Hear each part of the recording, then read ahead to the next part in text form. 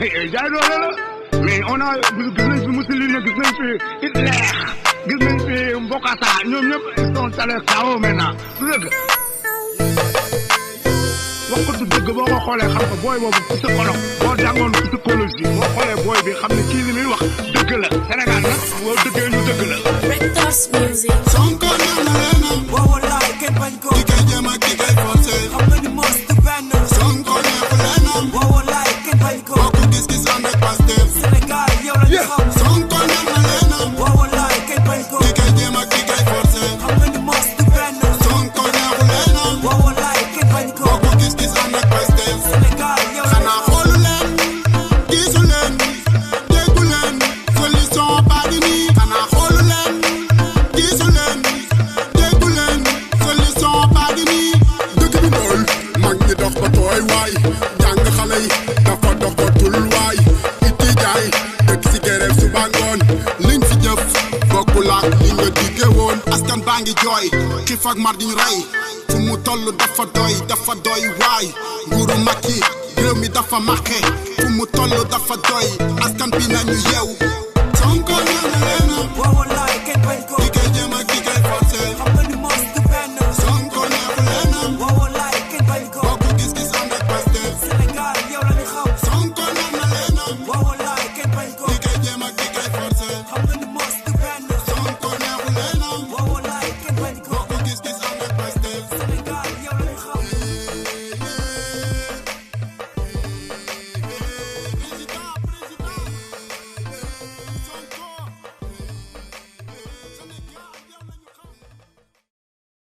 asalaamaaleykum mbooloo mi ñoo ngi leen di nuyu yéen ñëpp seen tur ak seen sant di leen remercier ci seen présence ak sacrifice yi ngeen def yéen ñëpp ñi jógee ci nord bi ñi jógee ci sud bi ñëpp converger ci fii nii Bologna te ku ci nekk waroon a mën a xëccu ne nañ ko defee fi ma nekk mais ñu dawal esprit d'ouverture xool li nga xamante ne moo gën a arrangé ñëpp ñu def ko ñoo ngi leen ci remercier di leen aussi wax que ne journée bi day dem ba 18h comme ni ngeen ko gisee ci chronogramme bi déjà perte nañ 1 heure de temps ñu jéem a xool na la ñuy maximiser temps bi pour mën koo récupérer am na prévoir nañ pause déjeuner bon ci chronogramme bi ñoo ngi ko prévoir woon 13h léegi laa woo restaurant bi wax naa leen ñu kii ko ñu mujj ñu ko posticiper ba 13h30 kon su ko defee ñu jéem a xool nan la ñuy tënkee yenn yi ba nga xamante ne dinañ mën a yegg ci heure 13h30 boobu noonu ñu mën a dem añi ji parce que 13h30 14h30 après ñu mën a continuer waat travaux yi léegi comme ni ñu ko waxee woon bu fekkee am na ñu bëgg a julli te kii toilette yaa ngi fii nii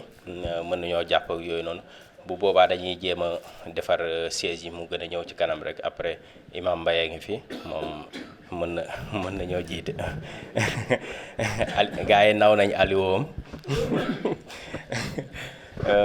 bon sans tarder ñu jox leen le modérateur moom mu expliquer leen déroulement jour bi aussi ñuy ñaan gars yi ñiy live ñu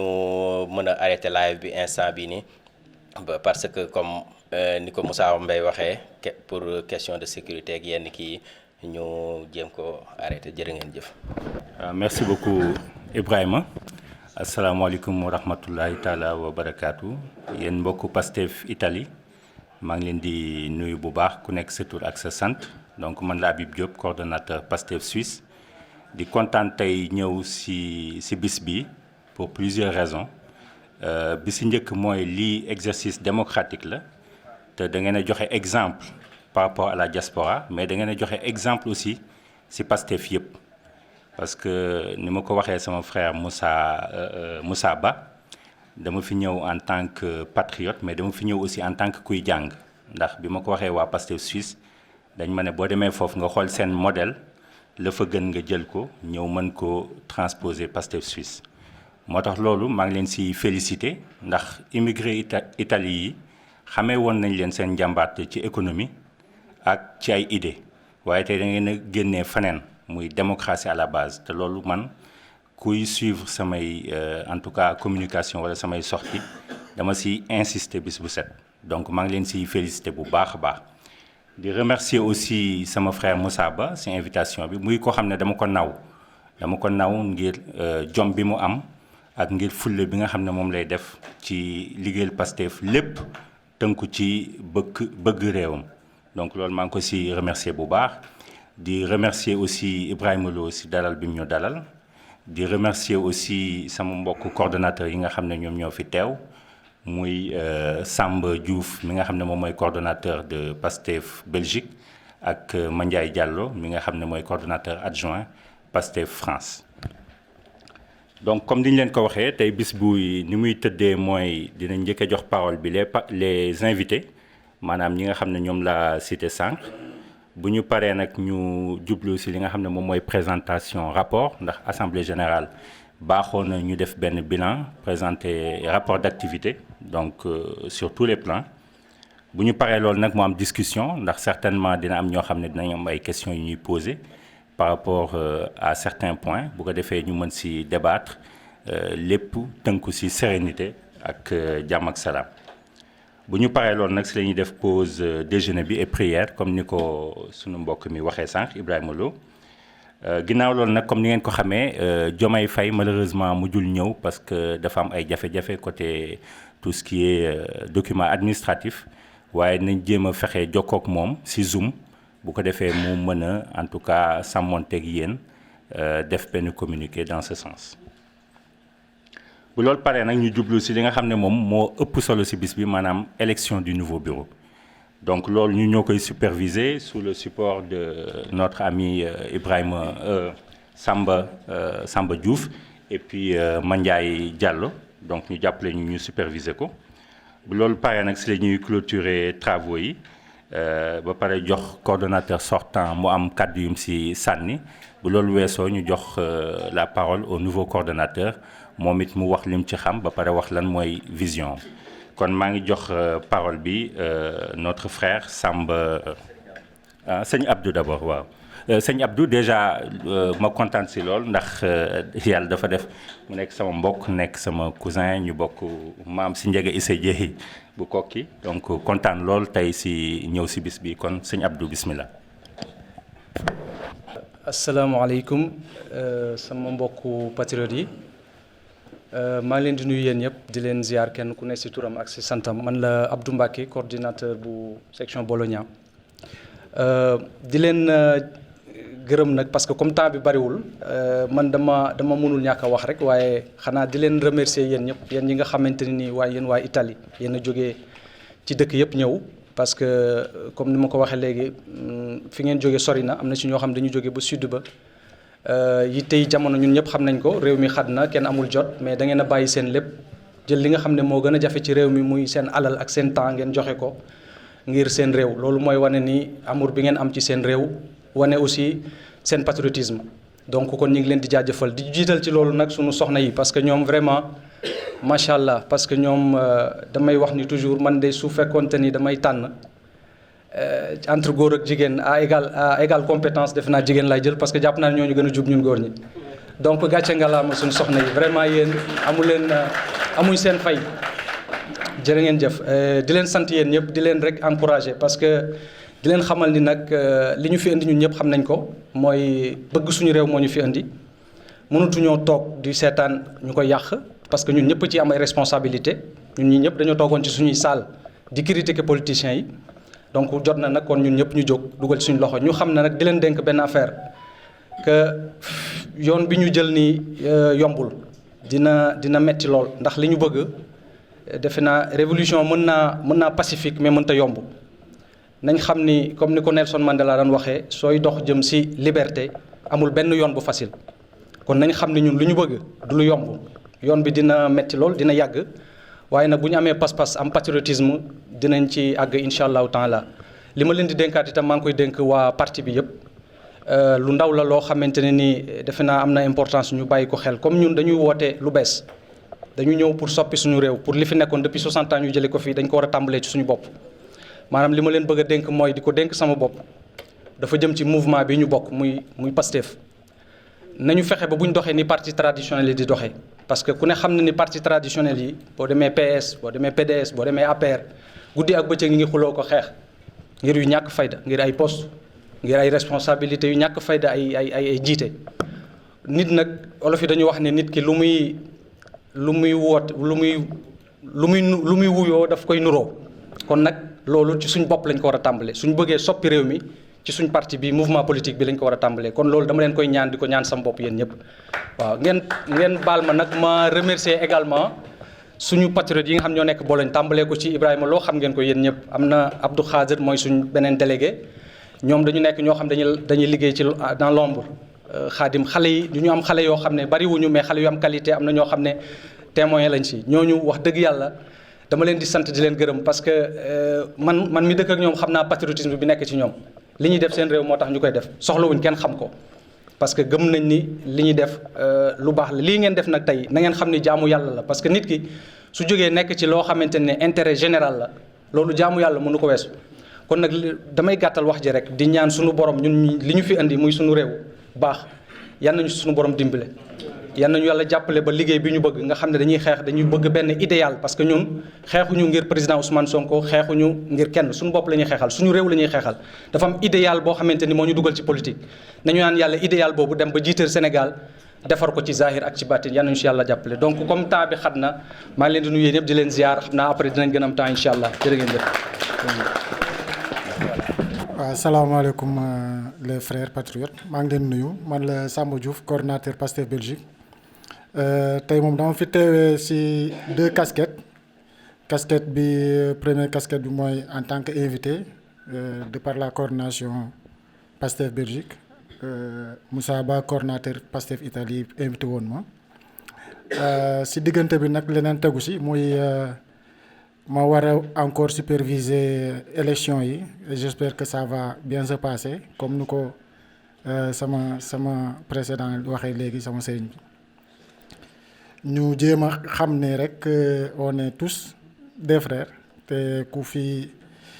élection yi moom daa war a jaar fu mu war a jaar mooy kenn ku nekk choisir ki mu war a choisir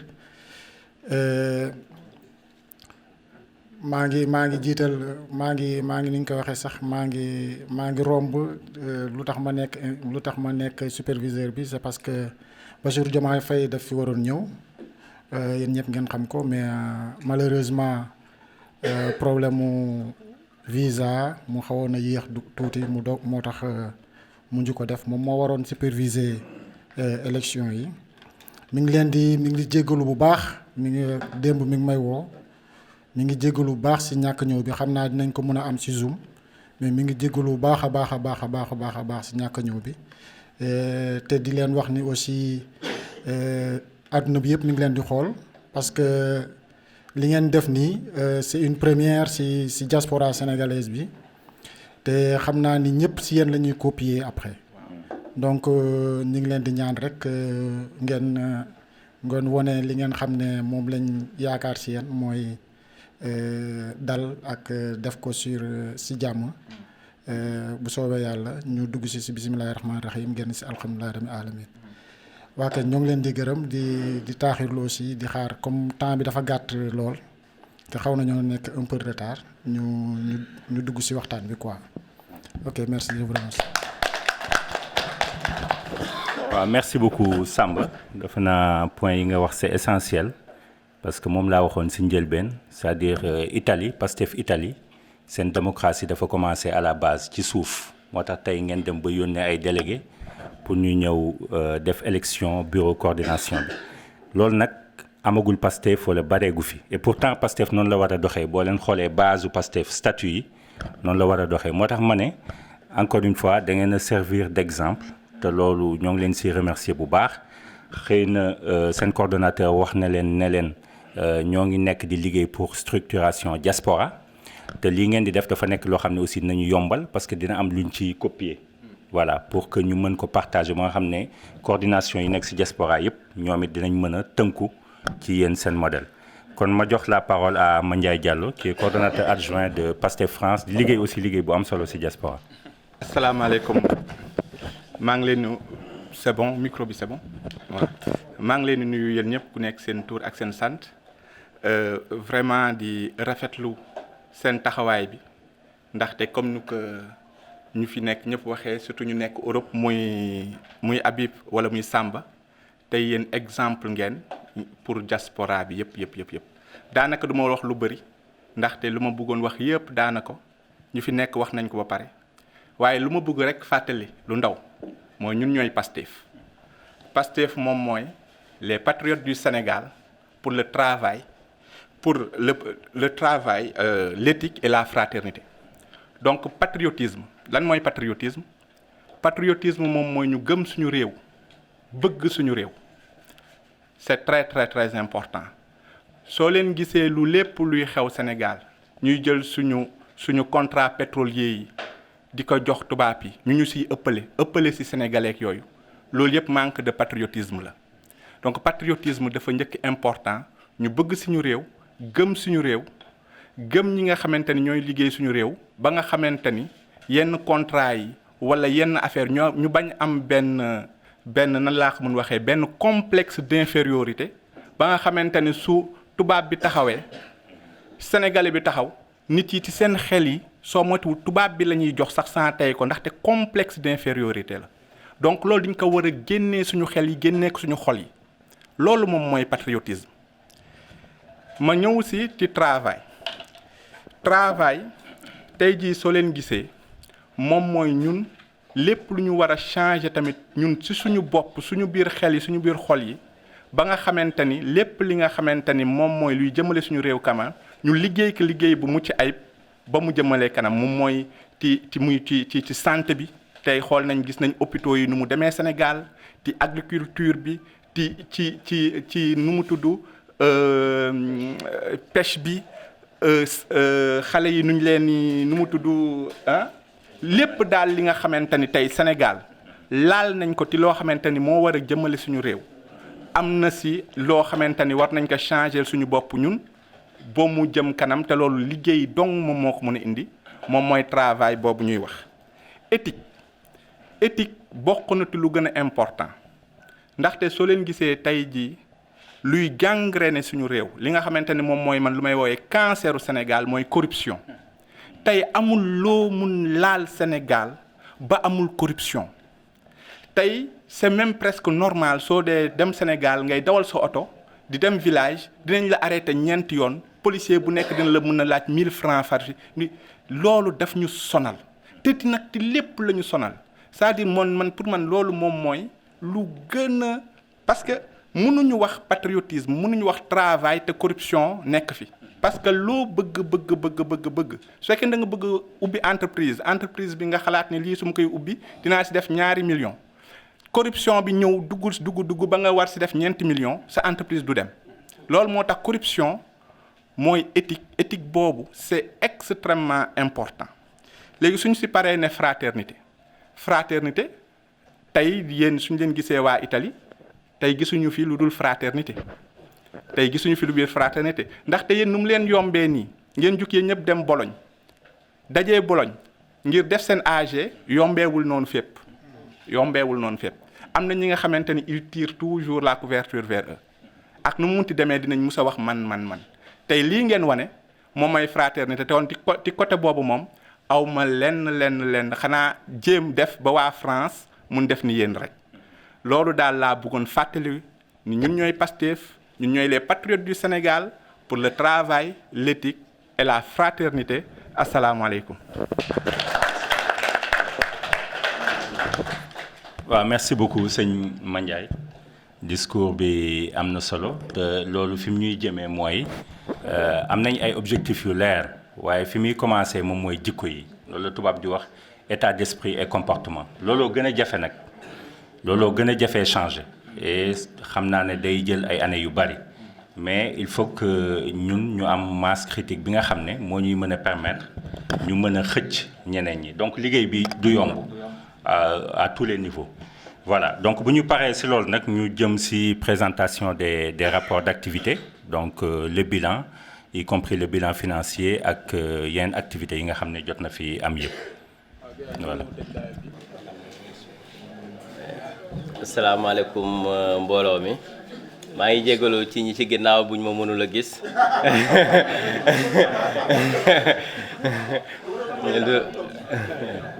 waaw sinon bu leen neexee tamit mën naa taxaw rek waaw comme sëñ bi jox na ma ndigal bàyyil ma toog waaw comme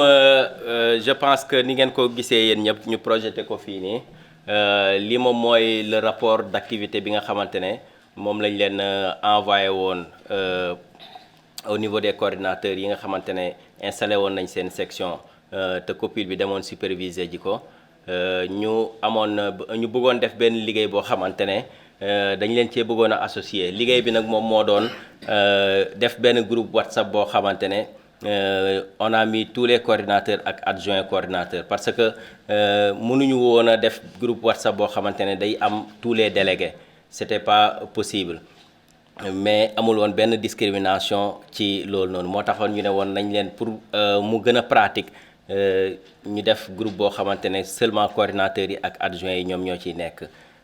wax dëgg yàlla aussi ñoom it ñu def ci liggéey bu am solo liggéey boo xamante ne bu dul woon ak ñoom peut-être organisation journée bi du ma ne du mën a nekk mais dina xaw a difficile trop ñu leen ciy remercier de passage à travers ñoom itamit aussi envoyé nañ leen yaakaar naa documentation bi war yëpp bi ngeen di war a soxla ci assemblée bi ci gën a am solo nag moom mooy rapports yi les rapports d'activité muy activités yi ñu def ci durant 2 ans yi nga xamante ne copil bi existé na ko ak rapport financier bi parce que mbooloo moo mel noonu bu fekkee dañ laa jiital nga ànd ak ñoom di liggéey ñu wóolu la am luñ la jox nga di ko saytu ci lu mënti doon am na boo foo xamante ne boo fa tollee il faut que nga tegal leen nga ne leen man kat li ngeen ma sasoon lii ak lii laa ci dox fii ak fii laa ci yem léegi bu boobaa ñoom ñu évaluer xool ndax continuation day am mbala dañuy def changement rapport bi nag bon ni muy tëddee mooy dañ leen di lire les grandes lignes du nekk dañuy lire le rapport détaillé parce que je pense que ku ci nekk am jot na ci aussi def na ci exploitation bi ci war ci rapport bi am na aussi beneen cadre bu ñuy ubbi moo xam mooy pour mën a am seeni intervention ci rapport bi parce que du ñàkk ngeen am ci gis-gis bu wutee ak li ñu bind bu boobaa aussi ma leen di xamal ne leen membre copil bi ñi fi nekkoon bureau coordination bi ñoom ñëpp ñoo ngi fi teew trésorier beeg secrétaire yi ak le coordinateur waa pôle com beeg massification ñëpp teew nañ incha allah dinañ ci andi aussi ay éléments de réponse ci seeni question ñu deen di wax niñ tënkee rapport bi dañ ko tënk ci 7 points 7 points yi moom mooy introduction lañ ci def ak def historique u Pastef bi parce que day baax ki nga xamante ne groupe bi nga xamante ne ñoom ñooy ñëw ñu xam li fi jotoona am ak naka la taxawee woon ci loolu après bon buñ génnee ci historique bi ñu dugg ci activités yi nga xamante ne activité phare yi nag la ñuy wax parce que am na yeneen activités yoo xamante ne peut-être jaar na fi mais activité phare yi nga xamante ne moom moo marqué 2 ans yi nga xamante ne moom la bureau bi am muy le parrainage ñëpp gis nañ introduction bu bees bi nga xamante ne le régime de Macky Sall moom la dugaloon ci bi ñuy jëm ci élection présidentielle yi loolu aussi Pastef Italie am liggéey boo xamante ne def na ko ci dinañ dugg ci détails yi bu boobaa def fi aussi benn activité boo xamante ne tournée européenne président Ousmane Sonko la ñi nga xamante ne ñoo ngi fi woon avant ak ñi dabe dégg nañ ko xam nañ ko am na lu ci amoon yooyu noonu yëpp après dinañ ci génn dellu si après loolu am na échéance électorale yi nga xamante ne présidentielle 2019 bi génn en février Pastef Italie aussi participer ci ak ni mu mënee après loolu bon mu am beneen activité phare bi nga xamante ne moom moo ñu andi fii tey ñu toog moom mooy structuration wu parti bi structuration bi demande la woon nécessité la woon loo xamante ne lu ñu waroon def la comme ni ko sama prédécesseurs yi waxee que Pastef démocratie moom moo ko lal te démocratie buy lal démocratie ci base lay tegu base yu solide te mënoo ne da ngay tabax ba pare ñëw commencé ci kaw loolu mënul nekk il faut que nga def fondement bi nag moom mooy structuration bi nga xamante ne def nañ structuration bi dafa am aussi beneen li ñuy wax une pierre deux coups loolu la ñu mayaale parce que def nga structuration xam nga ñaata cellule nga am ñaata section nga am au niveau de la coordination mais aussi en même temps def nga massification parce que gox bu nekk am nga ku la fa toogal gox bu nekk am nga fa ay militants te aussi jaay nga ay carte de membre parti bi loolu moom mooy li parti bi di wut ku ko toogal ci gox yi wut ku ko jaayal carte de membre yi boo amee loolu yaakaar naa dara desetu la après loolu bon conclusion moom moo ci am conclusion bi nag ay recommandation am na ci ak ay maanaam points yoo xamante ne peut-être yu ñuy war a valoriser la comme ay acquis yoo xamante ne acquis démocratique mbala lu positif loo xamante ne nit ñi même groupe bi nga xamante ne moo ngi war a ñëw moom dina ko war a mën a dina ci taxaw léegi bu ñu duggee ci historique bi bon yaakaar naa Pastef Italie ñi ci nekk yëpp je me permets de parler wolof mbala bu fekkee da ngeen bëgg aussi ñu wax ko français yi tamit waaw d'accord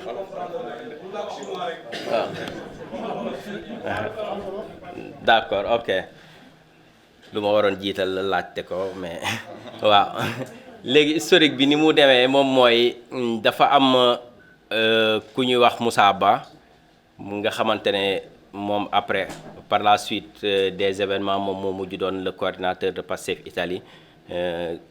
moo ngi nii toog sama wet moom moo nekkoon koo xamante ne bi parti bi diwul woon dara kenn xamagul woon parti bi ñu bëri bu ñu déggee sax dañuy foog ne association la mbala neneen moom moo doon dox soldat lam di dox di sillonner l'Italie fu ñu ko wax ne ko mu nekk en lien ak waa Sénégal parce que aussi parfois ñu ci bëri ñoo ngi xamee parti bi ci réseaux sociaux yeeg yooyu noonu bu ñu demee ba lijjanti un contact au niveau du Sénégal ne ñu ne leen fu ngeen nekk ñu ne leen Italie ñu jox leen numéro Moussa Ba mu contacter leen moom itamit mu sawar lool nekk ku engagé ku dévoué ci cause boobu noonu ba tax na muy soldat lam di dem fu nekk fii Bologne je peux témoigner ñëw na fi 2-3 fois fii Bologne pour rencontrer ay patriotes pour fexe nu fi parti bi mën a taxawee te noonu mu ko defee Bologne noonu la ko defee ci yeneen gox yi bon après ci loolu noonu élection législative yi am mais élection législative yi fekk na coordination taxawagul woon ay quelques bonnes volontés ñi nga xamante ne xamoon nañ parti bi ak à travers Moussa Ba ak yooyu noonu ñu jéem a jàpp ci liggéey boobu noonu ba bañ mën a participer ci élection yi législative yi amoon ay candidats parce que gouvernement bi ci élection législative yi ñu génn dafa introduire woon lu ñuy wax les députés de la diaspora loo xamante ne amagul woon mu doon une nouvelle donne mu doon un nouveau découpage administratif boo xamante ne day concerner la diaspora Italie bokkoon ci zone Europe du Sud zone Europe du Sud bi ñi ko composé moom mooy Italie ak Espagne ak Portugal ñooñu ñoom ñoo ko composé woon léegi 3 dëkk yooyu noonu dañuy am 3 représentants au niveau de l'Assemblée nationale parce que 3 députés la ñuy am comme ni ko région yi département yi amee nga ne Pikine am na 5 Guédiawaye am na 4 noonu la demee woon léegi bon fii au niveau de Pastef demuñu woon ñëpp xam nañ ne Pastef demul woon moom kese ci kii bi dafa defoon coalition ànd ak ñu ñuy wax ndaw askan bi l'alternance du peuple fii nag ñu tànnoon au niveau de l'Europe du Sud ñu tànnoon 3 candidats yi kenn ki Espagne la jóge woon ñeneen ñaar ñi Italie lañ jóge woon ñeneen ñaar ñi kenn ki moo ngi nii toog sama kanam muy monsieur le quasi député Mbaye Thiam quasi honorable bu fekkee mën ngaa jóg gaa ñi gis la moom la woon mu yor aussi la massification au niveau du bureau de la coordination ak nekk récemment le coordinateur officiel de Pastef Venise ñu keneen ki aussi di suñu sœur trésorière Fat Bintou Ndiaye borom Ganilaay Fat Bintou ko jóg ñu xool la moom aussi nekk délégué au niveau de Pastef Milan ñoom ñoo représenté woon le parti au niveau de l'Italie yàlla dogal nag aussi beneen parti gagné kon de ce fait bon jotuñoo nekk député mais xawoon nañoo jege bi loolu weesoo ñu créé woon benn groupe WhatsApp groupe conférence pour le 19 mars lañ ko créé woon le 19 mars 2018 Skype bi ok léegi ñu le 17 février 2018 foofu noonu la ñuy wax Las Volta moom mooy au niveau de Bologne fii nii mais bien avant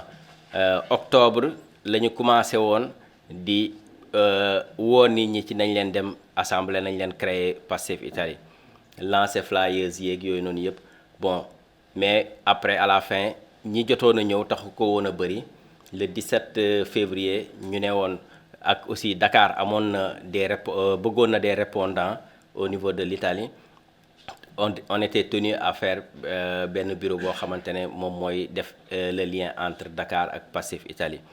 le 17 février ñoo ngi ko defee woon ci benn salle bu nekk fii nii toujours Bologne salle bi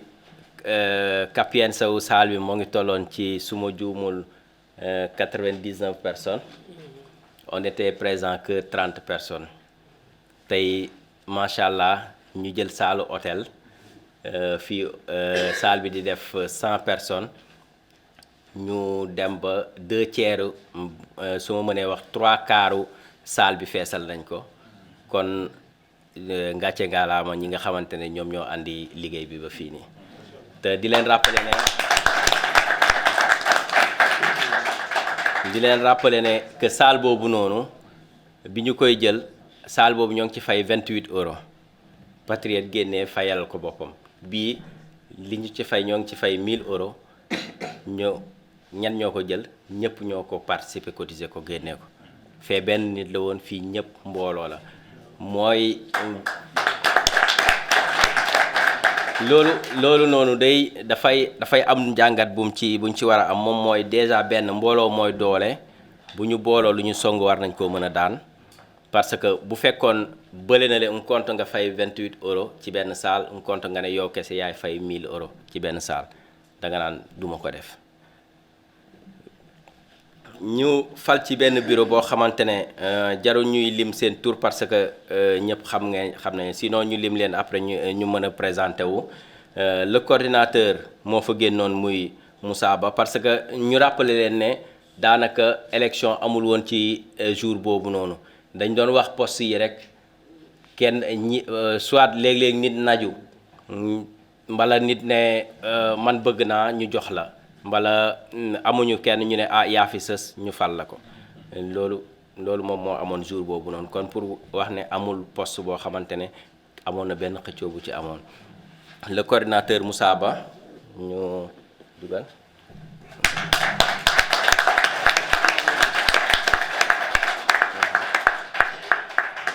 il y avait aussi le secrétaire administratif à l'époque muy Ousseynou Diop mu transféré wu dem France looloo tax mu mujj mu démissionné ci kii bi y avait son adjoint Matar Sow de Brescia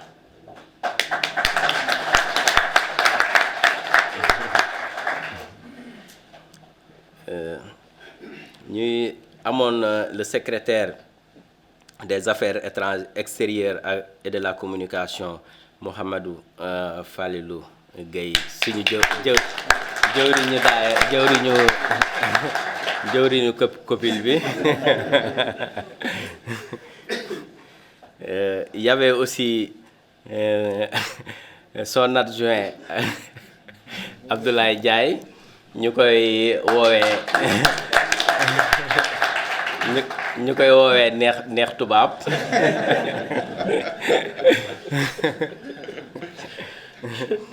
y avait aussi Ousseynou Diop Karbala borom jaasi ji nee na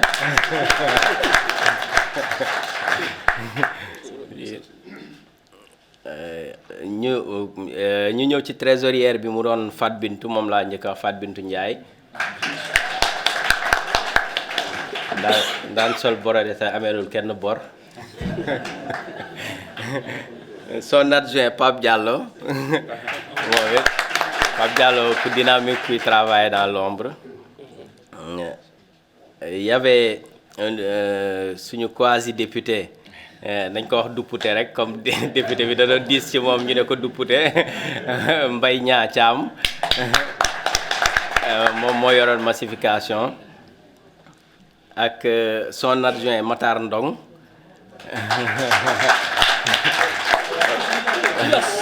borom jilaas borom jilaas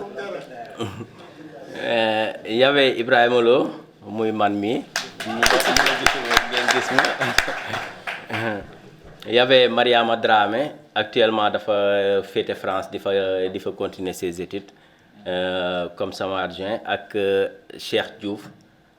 tey dafa liggéeyi moo tax mujjul woon a ñëw y avait aussi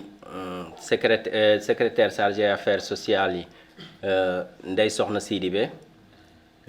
malheureusement dafa mujj transféré wu dell ñibbi Sénégal ak Alassane Fall moo nekkoon adjoint ñoom ñaar yëpp ñoo ngi jóge woon Imola loolu moom moo nekkoon composition bureau bi nga xamante ne moom moo fi nekkoon doon doxal liggéey bi ba fii ñu toll